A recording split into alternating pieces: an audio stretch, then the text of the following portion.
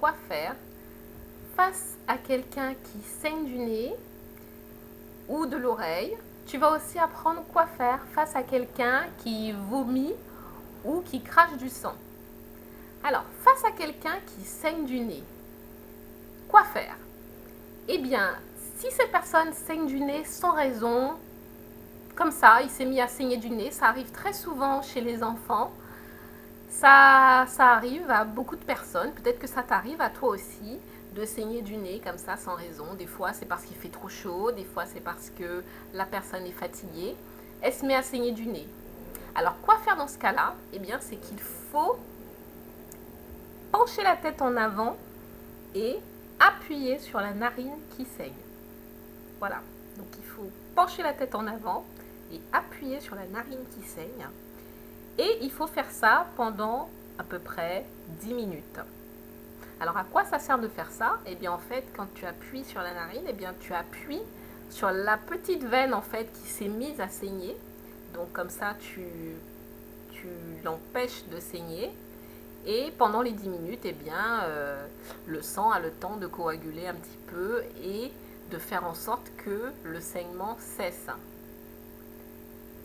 Alors, ce qu'il faut faire aussi, c'est qu'il faut éventuellement justement faire sortir le sang qui est déjà dans les narines. Donc, par exemple, tu te mouches un peu pour pouvoir faire sortir le sang qui est déjà là. Et ensuite, voilà, tu penches la tête en avant et tu appuies sur la narine. Alors, si c'est pas à toi que c'est arrivé, que c'est arrivé à un ami à toi, eh bien, il faudra lui expliquer quoi faire et lui expliquer pourquoi il faut le faire. Parce que c'est vrai qu'il y a des gens qui pensent que quand on saigne du nez, il faut pencher la tête en arrière. Alors il ne faut surtout pas faire ça parce que qu'est-ce qui se passe quand on penche la tête en arrière? Eh bien c'est que le sang retourne au niveau de la tête. Alors ce qu'il faut savoir c'est qu'on a des espèces de trous au niveau de la tête et c'est normal. Et ce qui se passe c'est que le sang en fait va aller coaguler, il va aller durcir dans les petites cavités qu'on a, les sinus, et il va éventuellement boucher justement ces sinus, boucher ces petites cavités. Donc ça ne sert strictement à rien puisque ça n'empêche pas de saigner, au contraire ça continue à saigner, mais ça continue à saigner et le sang va rester là à bloquer au niveau du nez. Donc il faut vraiment faire sortir le sang qui est déjà en train de sortir et appuyer sur la narine qui saigne pendant 10 minutes. 10 minutes, c'est le temps de compter jusqu'à 600 et jusqu'à ce que ça s'arrête. Donc ça, c'est ce qu'il faut faire face à quelqu'un qui saigne du nez sans raison, comme ça, naturellement. Face à quelqu'un qui saigne du nez après avoir reçu un coup sur la tête ou après s'être battu, ou alors après être tombé, par exemple, je dis n'importe quoi, tu vois ta petite cousine qui tombe du lit superposé et après elle saigne du nez. Alors quoi faire? Dans ce cas-là, c'est grave. Dans ce cas-là, bien sûr, on n'appuie pas sur la narine. Dans ce cas-là, on appelle immédiatement les services de secours et on explique ce qui se passe. Donc, si tu vois l'un de tes amis qui se met à saigner du nez après avoir pris un coup sur la tête, ce qu'il faut comprendre, c'est que cette personne a peut-être un problème au niveau de la tête et qu'il y a une hémorragie au niveau de la tête. Peut-être que ça saigne au niveau de la tête puisqu'il a pris un coup violent sur la tête et cette hémorragie sort par le nez. Donc là, quand le sang sort par le nez, c'est le signe que peut-être le cerveau est atteint, que peut-être justement cette personne va peut-être perdre connaissance et va peut-être avoir des séquelles au niveau du cerveau. Donc la priorité, c'est vraiment d'appeler et de mettre la victime dans une position confortable en attendant que les secours arrivent. Ta responsabilité de sauveteur aussi, ce sera de lui parler à ta victime et de la surveiller, de l'observer. Parce que quelqu'un qui saigne du nez après avoir pris un coup sur la tête, eh bien, elle peut avoir des petites séquelles. elle peut par exemple ne plus se rappeler de ce qui s'est passé. Cette personne-là peut avoir du mal à parler subitement. C'est-à-dire que peut-être que tout de suite après le coup sur la tête, elle va parler normalement. Et puis peut-être que toi, quand tu discuteras avec cette personne-là, tu te rendras compte au fur et à mesure que tu ne comprends pas ce qu'elle dit, par exemple. Que tu ne comprends plus ses mots, qu'elle n'arrive plus à articuler. Tu vas peut-être te rendre compte que cette personne-là ne se souvient plus de toi, par exemple. Alors là, ça voudrait dire qu'elle a vraiment pris un coup sur la tête et que l'hémorragie qu'elle a au niveau du cerveau est peut-être grave. Donc il va vraiment falloir que tu surveilles cette personne-là. Ce qui peut arriver aussi à quelqu'un qui saigne du nez après avoir pris un coup sur la tête ou après être tombé d'une hauteur, ce qui peut lui arriver, c'est que elle peut perdre connaissance. Donc si la personne perd connaissance à un moment donné, qu'elle ne te répond plus, je t'invite à aller regarder la vidéo qui explique ce qu'il faut faire face à quelqu'un qui a perdu connaissance. Et tu vas voir tout ce qu'il va falloir vérifier et tout ce qu'il va falloir faire éventuellement face à quelqu'un qui a perdu connaissance. Donc c'est très important de ne pas prendre à la légère quelqu'un qui saigne du nez après, par exemple, s'être bagarré ou après être tombé. Parce que l'état de la personne peut changer. Et le fait d'appeler ne suffit pas.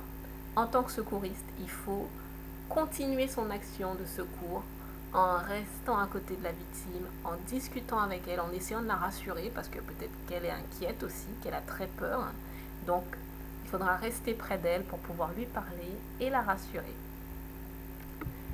Face à quelqu'un qui vomit ou qui crache du sang, alors, la conduite à tenir, c'est qu'il va falloir tout de suite installer cette personne-là dans une position confortable.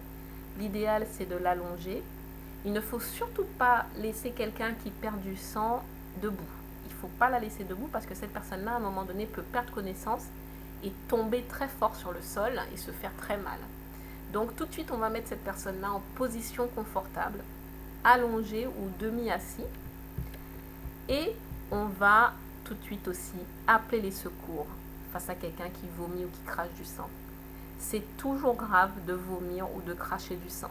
Même si la personne qui vomit ou qui crache du sang te dit non, non, non, c'est pas grave, ça va passer, il faut lui expliquer que c'est toujours grave. Ça veut dire que cette personne-là a une hémorragie interne, il y a une hémorragie à l'intérieur de lui, c'est-à-dire qu'il est en train de perdre du sang. Donc, il faut absolument que cette personne voie un médecin. Donc, la priorité, c'est d'appeler les secours immédiatement et d'expliquer aux secours exactement ce qui se passe. D'expliquer que tu es face à quelqu'un qui vomit ou qui crache du sang. La deuxième chose à faire, si tu peux, c'est de récupérer ce vomi ou ce crachat dans un petit bac, dans un bol ou bien dans une petite bassine, pour pouvoir montrer ce vomi ou ce crachat aux secours quand ils vont arriver. Alors, à quoi ça sert de faire ça? Eh bien, ce qui se passe, c'est qu'en fonction de la couleur du vomi ou du crachat, le médecin saura déjà, il aura une idée de l'endroit où la personne saigne. C'est-à-dire qu'il saura si cette personne-là a une hémorragie au niveau des poumons, il saura si cette personne a une hémorragie au niveau de l'estomac, il saura si cette personne a une hémorragie au niveau des intestins. Donc, la couleur du vomi ou du crachat va informer le médecin sur la gravité de l'état de la personne. Donc, si tu peux, si tu as le temps, si tu as un bac, essaie de recueillir le vomi ou le crachat pour pouvoir le montrer au médecin quand il va arriver. Bien sûr, pareil, face à quelqu'un qui vomit ou qui crache du sang, il va falloir que, en tant que secouriste, que tu restes à côté de la personne, que tu lui parles, que tu la soutiennes parce qu'elle est peut-être inquiète, jusqu'à ce que les secours arrivent. D'accord? Pas question de te dire que comme tu as appelé les secours, tu peux aller te promener. Non, non, non, il faut rester à côté de la victime pour l'encourager.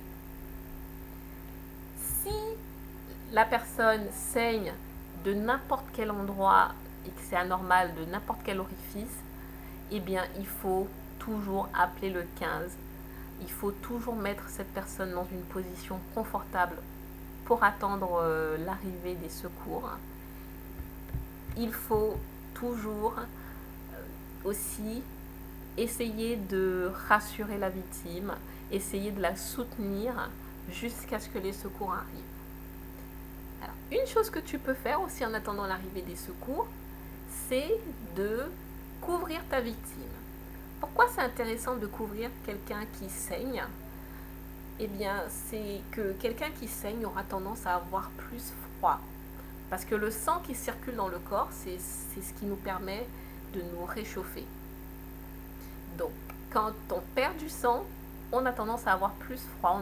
On a plus froid au niveau des doigts, on a plus froid au niveau des pieds, on a plus froid en général.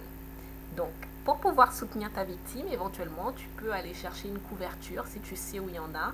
Tu peux aller chercher une couverture pour pouvoir la réchauffer en attendant l'arrivée des secours.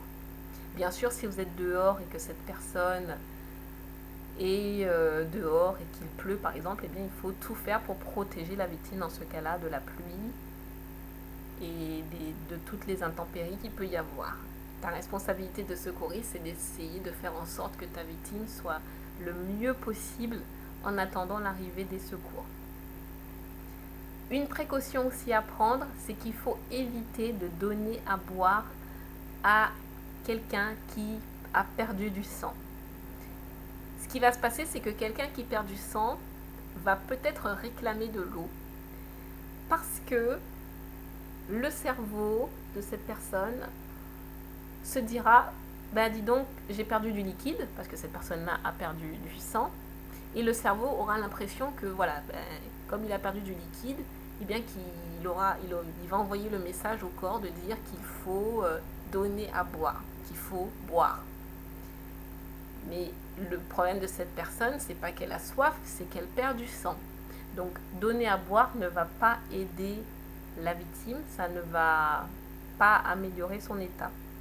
Au contraire, quelqu'un qui perd du sang et qui va partir avec les urgences, avec les secours d'urgence, doit éviter de boire parce que arrivé à l'hôpital, eh bien, il va subir des examens, il va peut-être subir une opération. Et quand on subit une opération ou quand on subit des examens, il vaut mieux avoir l'estomac le plus vide possible. Donc, on va vraiment éviter de donner à boire parce que cette personne-là va être prise en charge par l'hôpital et qu'il vaut mieux qu'il ait un minimum de choses sur l'estomac. Donc, on ne va pas rajouter de